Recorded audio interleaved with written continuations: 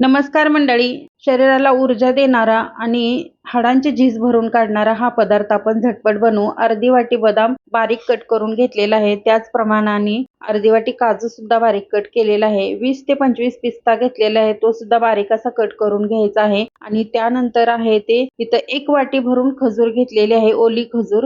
ही मिक्सरच्या भांड्यामध्ये टाकून थोडीशी ग्राइंड करून घ्यायची. त्यानंतर इथं खसखस 2 चमचे भाजून घेतली. त्यानंतर पंपकिन सीड आणि मगज बिया आणि जे बारीक असे ड्रायफ्रूट केलेले होते ते सुद्धा भाजून घेतले. त्यानंतर इथं 2 चमचे तूप घातलेलं आहे आणि जे आपण ग्राइंड करून खजूर घेतलेली होती त्या हे पॅन मध्ये टाकून घ्यायची. जे ड्रायफ्रूट आहे ते सुद्धा यामध्ये मिक्स करायचे. 2 चमचे इतकं डेसिकेटेड कोकोनट यामध्ये घालायचं आहे आणि छान असं मिक्स करून घ्यायचं. त्यानंतर एक बटर पेपर घेतलेला आहे, त्यावरती हे रोल बनवून घ्यायचा. जी खसखस भाजून घेतलेली होती ती या रोलला व्यवस्थित अशी चिपकवून घ्यायची आहे, म्हणजे रोल त्यामध्ये व्यवस्थित घोळवून घ्यायचा आणि 20 ते 25 मिनिटांसाठी किंवा 1 तासासाठी फ्रीजर मध्ये हा रोल ठेवून घ्यायचा. पाहू शकताय तुम्ही. त्यानंतर त्याच्या गोल अशा चकल्या तयार करून घेतलेल्या आहेत. तर ही खजूरची बर्फी किंवा ड्रायफ्रूटची बर्फी तुम्ही म्हणू शकता. अगदी ह्याचे खूप छान असे आपल्या शरीराचे बेनिफिट आहेत. तर नक्की तुम्ही ट्राय करा आणि कमेंट करून सांगायला विसरू नका. धन्यवाद.